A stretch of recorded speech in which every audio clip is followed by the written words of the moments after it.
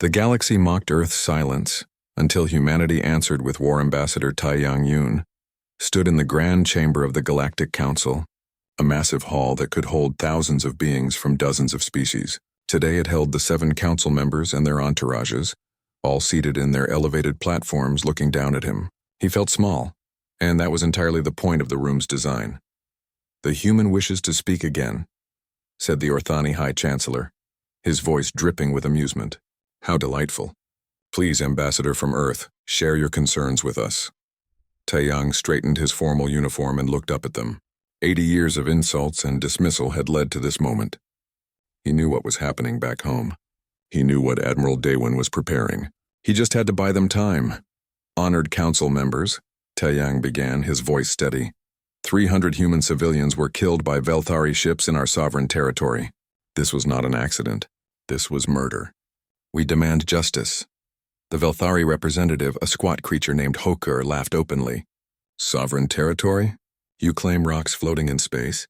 Perhaps the Silent Ones should learn that space belongs to those strong enough to take it." Several council members chuckled. The Zareth delegate actually applauded. Taiyang felt rage burning in his chest, but his face remained calm. "We claim the space we occupy just as you claim yours. We ask only for what any council member would demand: accountability for the deaths of our people." "Then join the council properly," said the Methrin speaker, a tall being with crystalline skin. "Submit to our laws. Allow us to inspect your worlds and your paranoid isolation. Then perhaps we will take your complaints seriously." "We have applied for council membership 17 times, Taiyang replied. "Each time we have been rejected. Each time we are told humanity is not ready for galactic society." "Because you are not," the Orthani Chancellor said simply. "You hide in your single star system. You refuse cultural exchange. You watch us like frightened children peeking from behind their mother's skirts. Frankly, Ambassador Taiyang, your species bores us. This matter is closed." Taiyang took a deep breath. "Then let the record show that Earth formally declares the Velthari action an act of war. We will respond accordingly." The chamber erupted in laughter, real genuine laughter that echoed off the vast walls. "War?" Hokur the Velthari was nearly crying with mirth. "You have what, 12 ships? 20? We have thousands. The council has millions. Go home, little human. Play with your toys and leave galactic affairs to your betters." Taiyang bowed stiffly and left the chamber. As the doors closed behind him, he allowed himself a cold smile. They had laughed at Earth's declaration of war. They would not be laughing for long. Across the galaxy, in a nondescript listening post hidden in an asteroid field, Sun Wu Lim sat surrounded by displays showing communication intercepts from a dozen council worlds. He was a thin man with sharp eyes that rarely blinked, completely focused on the streams of data flowing past him. "Got it," he muttered, fingers flying across his keyboard. "Velthari Military Command is coordinating a strike on Earth's moon base. They're calling it a disciplinary action." His supervisor looked over his shoulder. "When?" 72 hours. "They're assembling a fleet of 40 warships. They plan to broadcast the attack across the galaxy as a warning to other upstart species." The supervisor smiled grimly. "Forward this to Admiral Daewon immediately. He'll want to prepare a welcome party." Meanwhile, Captain Hyejin Cho moved silently through the maintenance corridors of a Zareth industrial station. Her team of 6 Special Forces operators followed her, their movements perfectly synchronized after years of training. They wore adaptive camouflage suits that bent light around them, making them nearly invisible. "Target room ahead," whispered Corporal Borum through the neural link. 2 guards, standard pulse rifles." Hyejin held up her hand and the team stopped. She pulled out a small device and activated it. The guards suddenly grabbed their heads, confused by the sonic disruptor that was scrambling their inner ears. Before they could raise an alarm, Hyejin's team was on them, applying sleeper holds until both aliens slumped unconscious. "We're in," Hyejin said, breaking through the door lock. Inside was a communication hub, one of thousands throughout the Zareth network. But this one was special. It routed military communications for this entire sector. Her tech specialist, Private Young Ho, immediately began work. "Installing the monitoring package now. They'll never know we're in their system." "How long?" Hyejin asked. 3 minutes. You have 2. Young Ho's fingers moved faster. Earth had been doing this for months, carefully infiltrating alien networks across dozens of worlds. Every military communication, every strategic plan, every secret, humanity was listening to all of it. Done, Young-ho said, pulling his equipment free. We're ghosts in their machine. The team extracted from the station the same way they had entered, unseen, unheard, leaving no trace of their presence. Simultaneously, on two other worlds, similar teams were completing similar missions. Humanity's intelligence network was spreading like invisible roots through the galaxy. Back on Earth, in the Strategic Intelligence Division, analyst Yuna Choi was compiling everything the field teams and listening posts had gathered. What she saw made her both excited and terrified. "Sir," she said to Commander Jiho, who had come to review her findings, "the galaxy is completely unprepared for actual warfare. Their military tactics are 400 years old. They haven't innovated, haven't adapted. They still fight in formation, still use predictable strategies." Jiho studied her reports. "Explain." "They treat war like a sporting match," Yuna said, pulling up battle simulations. "They line up their ships, exchange fire, and whoever has more ships wins. There's no deception, no misdirection, no guerrilla tactics. They've forgotten that war is about breaking your enemy's will, not just destroying their ships. What about their weapons? Advanced but designed for minimal collateral damage. They've built weapons that are civilized, precise, controlled, meant to disable rather than destroy. Sir, they've made war polite."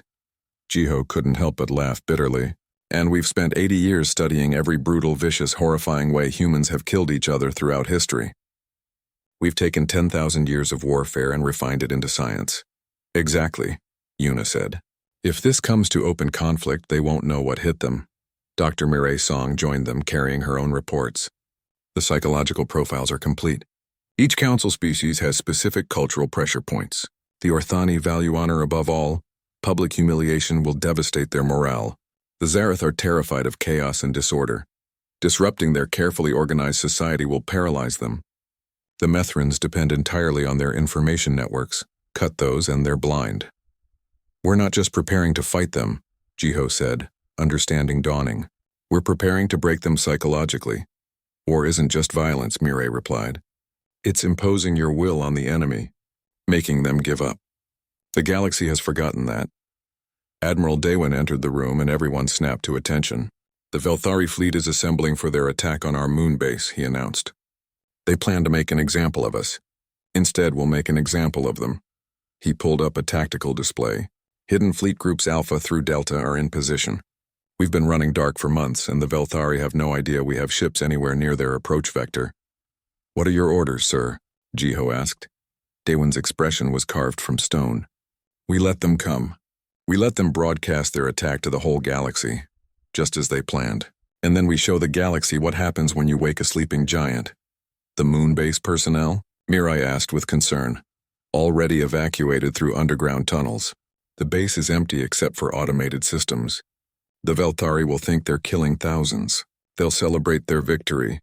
Daewon's eyes were cold. "And then we'll teach them what real war looks like." Sun Wu's voice came through the communication system. "Admiral, I'm intercepting Velthari command communications. They're absolutely confident. They're already planning the celebration after they destroy our base." "Let them celebrate," Daewon said. "Victory tastes sweetest right before defeat." Across human-controlled space, silent ships began moving into position. Crews that had trained in secret for decades checked their weapons. Pilots ran final simulations. Marines loaded equipment for boarding actions the galaxy hadn't seen in centuries. Taeyang, back in his quarters on the council station, received an encrypted message from Earth. It was simple. "Thank you for buying us time. Now get to safety. The storm is coming." He began packing immediately. The galaxy had mocked Earth's silence for 80 years. In 72 hours, they would learn why humanity had been so quiet. They had been listening. They had been learning. They had been waiting for this exact moment. The Velthari were bringing 40 ships to destroy a moon base. They thought it would be a massacre. They were right, but not the way they expected. The galaxy mocked Earth's silence until humanity answered with war. The Velthari fleet approached Earth's moon with all the confidence of a predator cornering wounded prey. 40 warships, their weapons charged and ready, moved in perfect formation toward the human base. Fleet Commander Nokrath stood on his flagship's bridge, barely containing his excitement. Broadcasting to all Council worlds as ordered, his communication officer reported. The galaxy is watching. Excellent, Nokrath said, his voice full of pride. Let them see what happens to species that defy their betters. Charge all weapons. Prepare to fire. On Earth, in the underground command center, Admiral Daewin watched the Velthari fleet on his displays. Around him, the most skilled military minds humanity had ever produced waited for his orders. He looked calm, but his eyes were those of a hunting wolf. Fleet Groups Alpha through Delta report status, he said quietly. Alpha Group ready. 20 ships in position, completely dark. Beta Group ready. 18 ships armed and waiting. Delta Group ready. Electronic warfare systems active. Gamma Group ready. All fighters prepared for launch. Daewin nodded slowly. Remember, we're not just fighting the Velthari. We're teaching the entire galaxy a lesson. Make it count. On the moon, the automated systems in the base created perfect illusions of life. Lights moved in windows. Communication signals pulsed outward. Heat signatures suggested thousands of humans going about their daily work. The base looked fully operational and completely unaware of the danger approaching. Fire, Nokrath commanded. The Velthari fleet unleashed everything they had.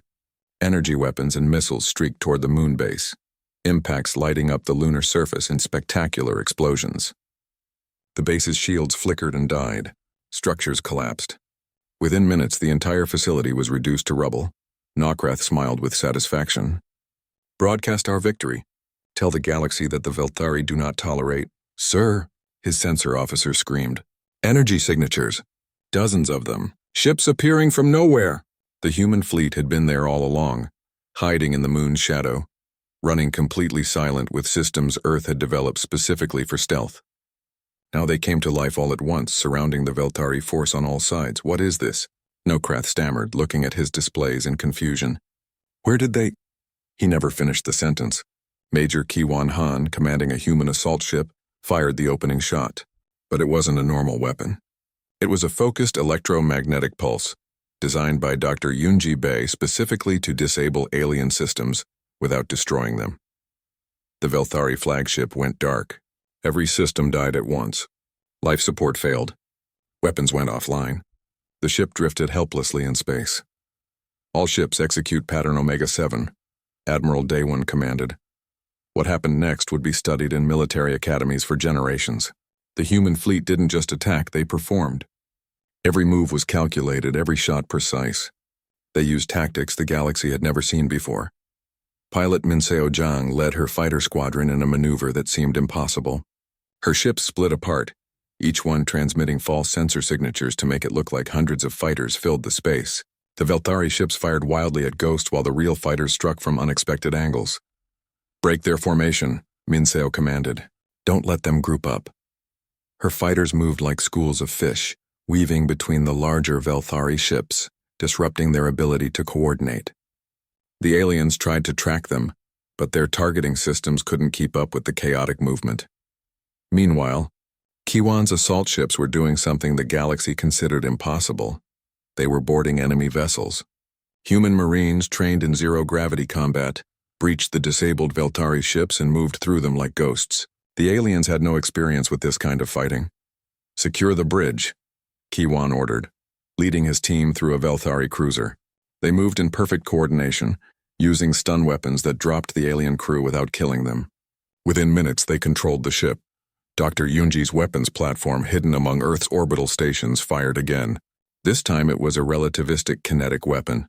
A small projectile accelerated to a fraction of light speed. When it hit a Velthari battleship, the impact was devastating. The ship simply ceased to exist, torn apart by the energy of the collision. Target their command ships, Yunji said calmly, already calculating the next trajectory. Break their ability to coordinate. The Velthari fleet was falling apart. They tried to return fire, but the human ships were never where the aliens expected them to be. Earth's forces used every advantage: superior sensors, better coordination, and tactics based on thousands of years of human warfare. Nokrath, trapped on his darkened flagship, watched through emergency viewports as his fleet was systematically destroyed. But they weren't being killed, that was almost worse. The humans were disabling ships, capturing them, turning the Velthari's own weapons against them. Surrender, a voice said in perfect Velthari language through his emergency communication system. Your fleet is finished. Surrender now and your crews will live. Never. Nokrath spat. We are Velthari. We do not surrender to primitives. Admiral Daewin heard this response in his command center. He sighed and nodded to his weapons officer. Show them we're not primitives. 3 human ships moved to surround Nokrath's flagship. They didn't fire weapons. Instead, they activated tractor beams, technology the Council species considered impossible to weaponize, and simply grabbed the massive alien ship. They began pulling it toward Earth. What are they doing? Nokrath screamed. What is this? On Earth, Commander Jiho Kang was coordinating the information warfare aspect of the battle. Broadcast everything, he ordered. Make sure every Council world sees this. The galaxy was indeed watching. On 100 worlds, billions of aliens watched in shock as the mighty Velthari fleet was taken apart by the primitive humans. The battle that was supposed to be an example of Velthari power became a demonstration of human superiority. 17 minutes, Dr. Mirai-song said, checking the battle timeline. They destroyed or captured 40 warships in 17 minutes. The Galactic Council emergency session was chaos. Representatives screamed at each other, demanding to know how this was possible. The Orthani High Chancellor looked like he might collapse. How do they have this technology? The Methrin speaker demanded. How do they have these tactics? We've been watching them. No, said Ambassador Taeyang, who had appeared on the communication channel wearing a cold smile. We've been watching you. For 80 years while you mocked us, we studied you. We learned your languages, your cultures, your military capabilities. We know everything about you, and you know nothing about us. The council chamber fell silent. You thought our silence meant weakness, Taeyang continued. You thought our patience meant fear. You were wrong. We were waiting, learning, preparing. You asked why humans were so quiet? Because we were listening. On the battlefield, the last Velthari ship finally surrendered. The entire fleet was now under human control. Some ships captured, some disabled, but none completely destroyed. The death toll among the Velthari was minimal. The humiliation was total. Admiral Daewin opened a channel that broadcast across the entire galaxy. His face appeared on screens on every council world. This is Admiral Daewin Park of the Earth Defense Coalition, he said, his voice carrying the weight of authority. For 80 years, humanity has endured mockery, dismissal, and contempt from the Galactic Council. We responded with patience and diplomacy. Today, you murdered 300 of our civilians. You forced our hand. He paused, letting his words sink in. This battle was a demonstration. We could have destroyed the Velthari fleet completely. We chose mercy. But understand this, humanity knows war. We have studied it, practiced it, perfected it for 10,000 years. What you just witnessed was us being gentle. He leaned forward, his eyes hard. We don't want war. We never did. But if you force us to fight, we will show you what real warfare looks like. We will show you tactics and strategies your civilizations have forgotten. We will remind the galaxy why peace is precious, because the alternative is us. The message ended. Across the galaxy, species that had dismissed humanity as primitive now reconsidered. The Velthari, the proud warriors who had laughed at Earth's protests, now drifted in captured ships, prisoners of the weak humans. 3 council species immediately sent diplomatic messages to Earth, offering mediation, offering peace, offering anything to avoid becoming the next demonstration. Commander Jiho stood beside Admiral Daewin, watching the diplomatic messages pour in. They're scared, Jiho said. Good, Daewin replied. Fear means respect. Respect means they'll think before they attack us again. Will they accept it? Will they give us justice for our dead? Daewin looked at the data streaming in from across the galaxy. Some will, but others won't. Their pride won't let them. They'll form a coalition, try to overwhelm us with numbers. And if they do, then we teach them another lesson. A harder one. The first battle was over. Humanity had spoken and the galaxy had heard. But this was just the beginning. The real test was yet to come. The galaxy mocked Earth's silence. Until humanity answered with war, the Galactic Council chamber had never been so tense.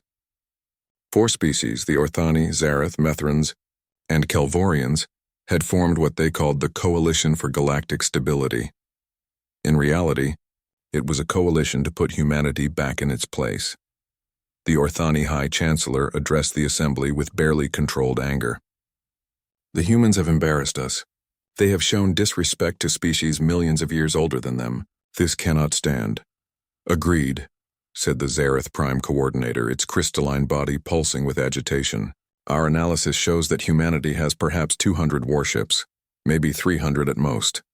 We have over 10,000 between our four species. The solution is simple: overwhelming force. The Methrin speaker nodded. We will assemble the largest fleet in 400 years. We will surround their pathetic single-star system and demand surrender. They will have no choice but to submit. Ambassador Taeyang watched this from the human observation gallery. He wanted to warn them, to tell them they were making a terrible mistake. But his orders from Earth were clear. Let them come. Let them learn. On Earth, in a secure facility in the mountains of Korea, analyst Yuna Choi presented her findings to the military leadership. Charts and data filled the screens around her. The coalition is forming exactly as predicted, she said, highlighting the fleet movements on the map. They're gathering ships from across their territories. Current count is 9,412 warships. They plan to be at Earth in 2 weeks. Let me guess, said Commander Jiho. They're moving in standard formation, broadcasting their intentions, making no attempt at operational security. Yuna smiled grimly. They're actually announcing their fleet positions in public broadcasts. They want the galaxy to see their overwhelming response to human aggression. They're turning it into a show. Admiral Daewon studied the coalition fleet disposition. They're making every mistake we predicted. They think numbers alone will win. They have no concept of strategic deception, no understanding of asymmetric warfare. What's the plan, sir? Asked Major Kiwan Han, who was present for the strategy session. Daewon pulled up a new display. We don't fight their fleet directly. We can't. They do outnumber us significantly. Instead, we fight the way humans have always fought when outnumbered. We make them afraid. We hit them where they're weak. We turn their strengths into weaknesses. Dr. Yunji Bei, the weapons specialist, leaned forward. The quantum communication disruptors are ready. Once activated, they'll cut off the coalition fleet's ability to coordinate in real time. They'll be reduced to using light-speed communications. Which means, Mireille Song added, in a battle spread across a solar system, by the time they send a message and get a response, minutes or even hours will have passed. They won't be able to adapt to changing situations.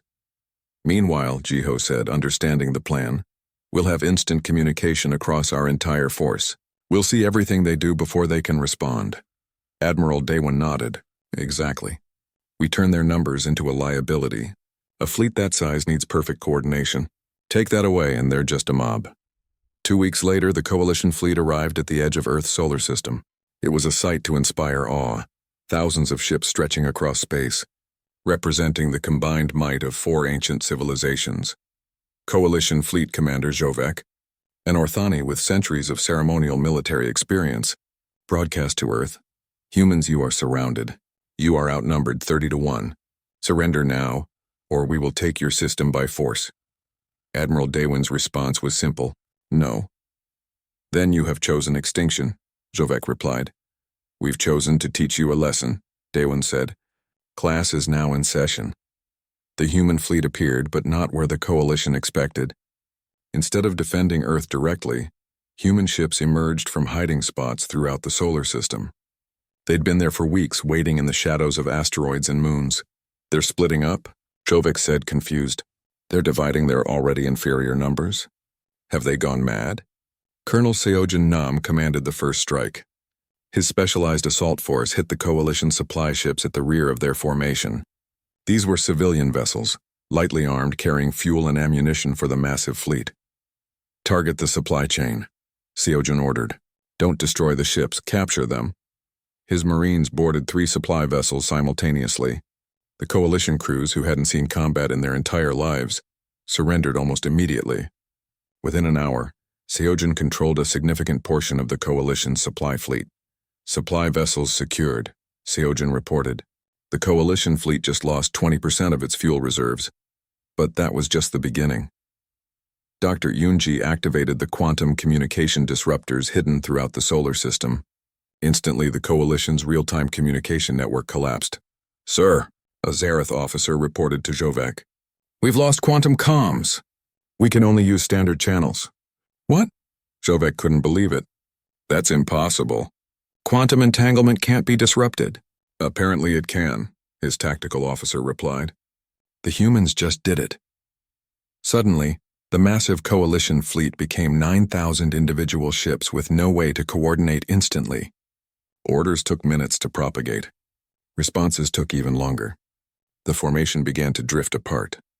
Meanwhile, pilot Minso Zhang led her fighter wings in a new kind of attack. Her ships didn't engage the coalition warships directly. Instead, they deployed thousands of small drones that looked exactly like human fighters on sensors.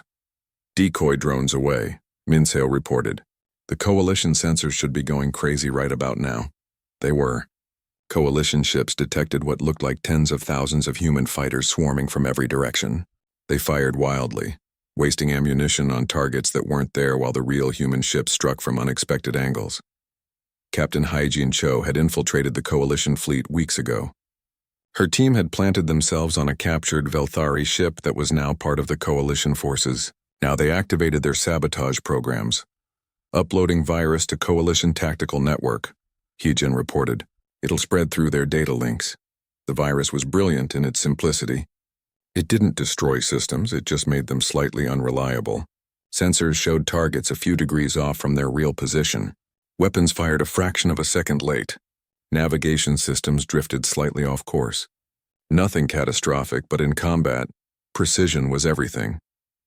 Coalition ships began firing on each other, their corrupted sensors showing friendly vessels as enemies. The formation collapsed into chaos. Pull back, Jovek ordered. Regroup at rally point 7. But his orders took 3 minutes to reach the furthest ships. By then, the situation had changed completely. Human forces had struck again, this time targeting the coalition's command and control ships. Kiwan's Marines boarded the Orthani flagship. The Orthani honor guard tried to fight, but they had trained for ceremony, not real combat. Within minutes, Kiwan's team had secured the bridge. We have their fleet commander, Kiwan reported, standing over the captured Jovek. The Orthani flagship is ours. The psychological impact was devastating. The coalition species, especially the Orthani, valued honor and hierarchy above all. To lose their command ship to a boarding action, something from ancient history, was humiliating beyond measure. Yuna had predicted this perfectly. Hit the Orthani's pride and they'll make emotional decisions, she had said. Emotional decisions in combat are fatal. The Orthani portion of the coalition fleet, enraged by the capture of their flagship, broke formation and charged toward Earth. They abandoned the tactical plan completely. Driven by fury and wounded honor, Admiral Daewon was waiting.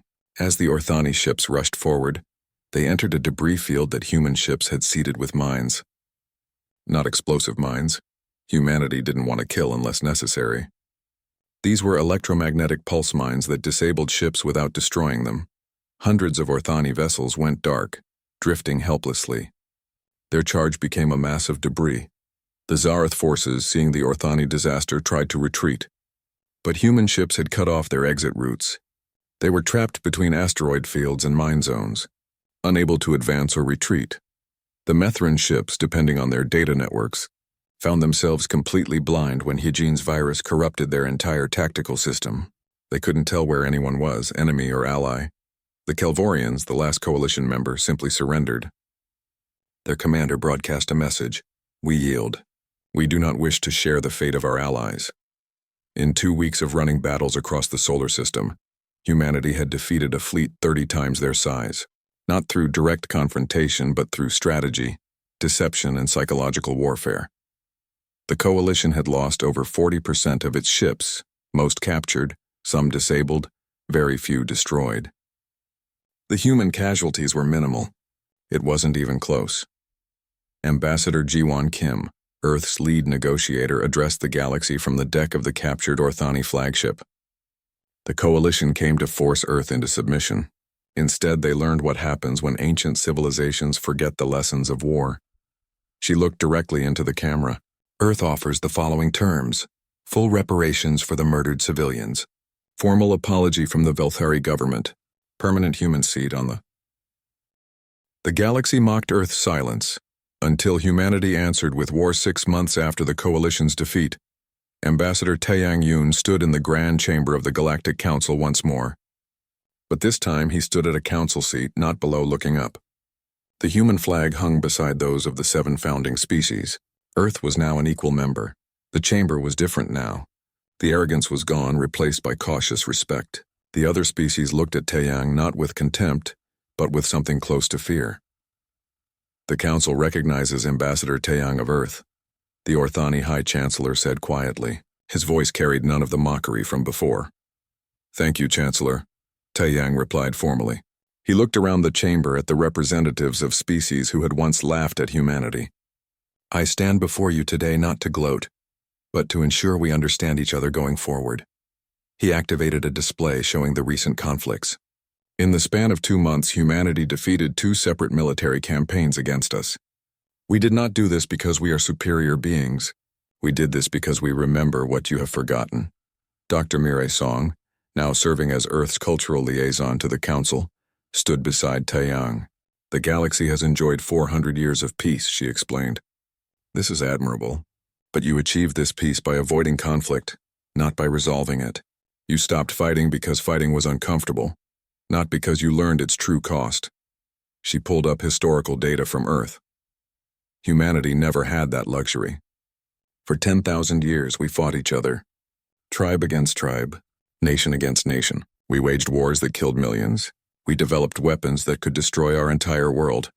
The council members shifted uncomfortably. But through all that horror, Mirai continued, we learned that war is not glorious. It is not an abstract concept. It is suffering and death. And we learned that the only way to prevent it is to be so prepared for war that no one dares to start one. Admiral Daewon appeared on screen from Earth. The galaxy mocked our silence, he said. You called us primitive for not immediately joining your society. But we were being wise. We were watching you, learning about you, understanding you. And what we learned was that you had become complacent. He gestured to tactical displays. Your military tactics are ceremonial.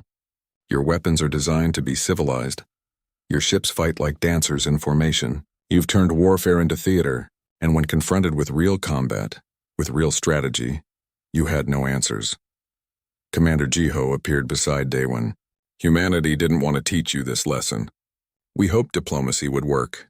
We tried for 80 years to be heard through peaceful means. You murdered our people instead. The Veltari government has been dissolved, the former Veltari representative said quietly. Hokur, who had laughed at Earth's declaration of war, was gone. A new humbled representative had taken his place. We accept full responsibility. We will pay the reparations. We ask only for Earth's guidance in rebuilding. Taeyang nodded, which brings us to why we're really here today. Earth doesn't want to rule the galaxy. We don't want an empire. But we cannot allow the galaxy to remain ignorant of modern warfare. If we do, someone else will eventually use these tactics against you, and you won't be ready. He made a formal announcement. Earth is establishing the Terran Academy of Strategy. It will be open to all species who wish to understand modern combat, tactics, and strategic thinking. We will teach you what we know, not to make you more dangerous, but to make you safer. The Methrin speaker raised a concern. You will teach us how to fight you? We will teach you how to fight intelligently, Jiho responded. How to avoid wars through strength. How to recognize threats before they become conflicts. How to protect your people without becoming aggressors? Admiral Daewon continued. And we are establishing the Terran Peacekeeping Force. Human special forces, like those commanded by Captain Hyejin Cho, will be available to prevent conflicts across the galaxy. We will intervene before situations escalate to violence. Captain Hyejin appeared on screen, her special forces team visible behind her. We've already prevented 3 potential conflicts in the past month, she reported. Not through force, but through our ability to see problems before they become wars. The Zareth Prime Coordinator, its crystalline form still showing marks from the recent conflict, spoke carefully. Earth has proven its military superiority. But how do we know you won't use this power to dominate us? Dr. Yunji Bei, the weapons specialist, addressed this concern. Because we've seen where that leads. Earth's history is full of empires that tried to rule through force. They all fell eventually. We learned that lasting peace comes from mutual respect and mutual strength, not from domination. She displayed designs for new defensive systems. We're sharing some of our defensive technology with Council species. Not our offensive weapons, those remain human secrets, but shields, sensors, and protective systems. We want you to be able to defend yourselves. Why? The Orthani Chancellor asked, genuinely confused. Why help those who tried to destroy you? Taeyang smiled sadly. Because that's the other lesson Earth learned through 10,000 years of war. Revenge feels satisfying in the moment, but it only creates the next conflict. Real victory is turning enemies into allies. Ambassador Jiwon Kim took the floor. The galaxy is changing. We're not the only species out here. There are other civilizations beyond council space, and some of them may not be as patient as humanity was. You need to be ready. She pulled up star charts showing unexplored regions. Earth's long-range scouts have detected signals from at least 3 unknown civilizations. We don't know if they're friendly or hostile, but we do know that the galaxy can't afford to remain unprepared. Major Kiwan Han appeared, representing the Military Training Division. The first class at the Terran Academy begins next month. We have 300 openings. I encourage every council species to send their best strategic minds, not to learn how to attack, but to learn how to think. What will you teach them?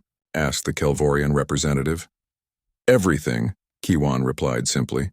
The history of warfare, the psychology of conflict, strategic planning, tactical adaptation, how to read an enemy, how to predict their moves, how to win without fighting, and most importantly, how to know when fighting is the only option left. Colonel Seojun Nam added his perspective. War is a tool, not a solution. It should be the absolute last resort. But when it becomes necessary, you must know how to use it effectively. Half measures in combat just lead to more suffering. Analyst Yuna Choi presented the final piece of Earth's plan. We're also establishing a galactic early warning system. Combined human and council intelligence will monitor for potential conflicts. We'll use the same analytical methods that predicted the coalition's tactics to predict and prevent future wars. This system, Sun Wu Lim explained from his intelligence post, will give the galaxy what Earth had: information, knowledge about what's happening across space. No more surprise attacks. No more misunderstandings that escalate to violence. The council sat in silence, processing everything. Finally, the Orthani High Chancellor stood. It was a significant gesture, standing to address an equal, not sitting to address an inferior. Earth has humbled us, he said, his voice carrying genuine respect. We mocked your silence and learned it was wisdom. We attacked your patience and learned it was strength. We tried to crush your spirit and learned it was unbreakable. He bowed slightly, another significant gesture. The Orthani formally apologize for our arrogance. We accept Earth's offer of education, and we pledge to support the Terran peacekeeping force with whatever resources you need. One by one, the other council species made similar commitments. Even the Velthari representative, speaking for a chastened species, pledged full cooperation. Taeyang felt a weight lift from his shoulders. Then let us begin a new era. Not of Earth dominating the galaxy, but of the galaxy finally understanding what peace truly requires. 3 years later, a young Zareth cadet stood in the Terran Academy of Strategy, studying a tactical simulation. The instructor, a human colonel, watched as the cadet analyzed the scenario. Why did the coalition fleet fail? The instructor asked. The cadet considered carefully. They thought numbers alone would win. They forgot that warfare is about thinking, not just fighting. They had superior forces but inferior strategy. And what did humanity have that they didn't? Memory, the cadet replied. Humans remembered what war truly means. They remembered that victory goes to the prepared, not the powerful. Admiral Daewon, observing the class, smiled. He was older now, ready to retire soon. But he was satisfied. Earth had not conquered the galaxy. They had educated it. In the council chamber, Ambassador Taeyang worked with other species on a new trade agreement. Debates were vigorous but respectful. Disagreements were resolved through negotiation, not threats. The galaxy had learned. Captain Hyejin and her peacekeeping teams had prevented 17 conflicts in the past year. Not through force, but through early intervention and smart diplomacy. The galaxy was becoming safer. Dr. Mireille's cultural exchange programs had helped different species understand each other better. The fear that had followed Earth's military victories was being replaced by genuine respect and friendship. And in the depths of space, human scouts continue. The small scout ship moved quietly through the asteroid field near the edge of human territory. Inside, Corporal Han Jiwoo checked his instruments for the 3rd time that hour. Everything looked normal. The asteroids drifted past his windows like giant rocks floating in an endless ocean of stars. Jiwoo was 24 years old, and this was only his third mission in deep space. He had joined the Human Expeditionary Force because he wanted to see the galaxy. 3 months ago, humans had made first contact with alien civilizations. Everything changed after that. Now humans were part of something bigger called the Galactic Coalition. It was exciting and terrifying at the same time. His job was simple. Scan the asteroids, look for anything unusual, send reports back to the fleet, then return home. It was supposed to be boring work. Most scouts said they never found anything interesting. But today was different. Jiwoo's scanner started beeping. He leaned forward and studied the screen. There was an energy signature coming from deep inside the asteroid field. It was strong and steady. That was strange. Natural asteroids did not produce energy like that. He should have reported it immediately. That was the protocol. But Jiwoo was curious. He was also young and wanted to prove himself. He thought he could just take a quick look and then report what he found. He guided his ship deeper into the asteroid field. The energy signature grew stronger. His hands moved across the controls as he avoided the floating rocks. Then he saw it. Between two massive asteroids there was a structure. It was dark and ancient-looking. Definitely not natural, definitely not human. It looked like it had been there for thousands of years. Jiwoo activated his communication system. "Command, this is Scout 7. I have found something. There is a structure here in the asteroid field. It is not natural. I am going to get closer and—" The communication cut off. Static filled his helmet. Then everything went dark. Back on the human flagship, Lieutenant Kim Hyeri sat at her communication station. She had been friends with Jiwoo since training. They had joined the fleet together. She was listening to his transmission when it suddenly ended. "Scout 7, please repeat," she said into her microphone. Nothing. Only static. She tried again. "Jiwoo, respond, please." Still nothing. Her heart started beating faster. She checked all her systems. The tracking signal from his ship was gone.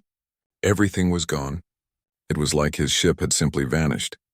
She stood up quickly and ran to the command deck. Commander Park Daehyun was standing near the large windows looking at the stars. He was a tall man with gray hair and a serious face. He had commanded ships for 20 years. "Commander," Hyeri said, trying to keep her voice steady, "we have lost contact with Scout 7. All signals are gone." Park turned around immediately. "When?" 2 minutes ago. He was investigating an energy signature in Sector 47. Then everything went dark. Park walked to the main console. He pulled up Jiwoo's last known position on the screen. His jaw tightened. "Order all fleet operations to halt. I want every available ship ready to move." Near the commander stood Ambassador Kelvith. He was not human. He was from an insect-like species called the Vryn. He had been assigned to the human fleet to help with diplomatic relations. His 4 eyes blinked in confusion. "Commander Park," Kelvith said in his clicking voice, "you are stopping fleet operations for one scout? One individual soldier?" Park looked at the ambassador. "Yes? But this is not logical," Kelvith continued. "Scouts are lost sometimes. It happens to all species. You have diplomatic duties, important meetings. You cannot delay everything for one person." Park's expression did not change. "Ambassador, I understand this may seem strange to you, but in the Human Expeditionary Force we have one rule that we never break. We do not leave our people behind, ever." Kelvith's antennae twitched with confusion. In the coalition, lost scouts were simply listed as casualties. Ships did not stop. Missions continued. The needs of the many outweighed the needs of the one. That was logical. That was how civilizations survived in the harsh galaxy. But humans were different. Kelvith was beginning to understand this. Commander Park started giving orders. "I want the 3rd Fleet redirected immediately. All available ships to Scout 7's last known coordinates. Prepare rescue and recovery teams. Get Captain Yoon and his specialist ready to deploy." Officers moved quickly across the command deck. Hyeri returned to her station and began coordinating communications. Within minutes, the entire fleet was changing course. 40 ships. 15,000 personnel, 3 massive destroyers, a dozen frigates, support vessels, medical ships, all moving toward one spot in space. All because one young scout had gone missing. Ambassador Kelvith watched in amazement. In his long career, he had never seen anything like this. The Vryn did not do this. The reptilians did not do this. No coalition species did this. It was inefficient. It was expensive. It was emotional rather than logical. But as he watched the humans work together with such determination, he started to feel something strange. Something he had never felt before when thinking about military operations. It felt almost like respect. "Commander," Kelvith said quietly, "how many resources will you commit to finding this one scout?" Park did not hesitate. "Everything we have. And if he is already dead? Then we bring him home anyway," Park said firmly. "Jiwoo is not just a soldier. He is someone's son, someone's friend. He is part of our family. We do not abandon family." Hyeri felt tears forming in her eyes, but she blinked them away. She focused on her work. She would help find Jiwoo. She knew the entire fleet would do everything possible. Across the ship, soldiers prepared their equipment. Pilots checked their fighters. Marines loaded their weapons. Medical teams prepared emergency facilities. Everyone knew what was happening. Everyone knew the mission. One of their own was missing. That was all they needed to know. Captain Yoon Minho received the orders in his quarters. He was the leader of the Elite Rescue and Recovery Division. He had led dozens of dangerous missions. But this one felt personal. Every rescue mission felt personal to him. He gathered his team immediately. They would be the first ones into the search zone. They would be the ones who found Jiwoo. Or they would die trying. The fleet moved through space like a giant metal creature. Ship after ship followed the flagship. Their engines glowed bright blue against the darkness. They were heading toward the unknown, toward danger, all for one person. Ambassador Kelvith sent a message to the Coalition Council. He described what he was witnessing. The response came quickly. The council was confused. They said the human response was irrational. They said it was a waste of resources. They said humans would learn that the galaxy was cruel and that such emotions were weaknesses. But Kelvith was not sure anymore. As he watched Commander Park coordinate the massive rescue operation, as he saw the determination on every human face, he wondered if maybe the humans understood something that the rest of the galaxy had forgotten. Maybe strength was not just about weapons and logic. Maybe it was also about never giving up on each other. The fleet continued moving. Somewhere in that asteroid field, Jiwoo was waiting. He did not know it yet, but 15,000 humans were coming for him. They would not stop. They would not turn back because that was what humans did. They did not leave their people behind.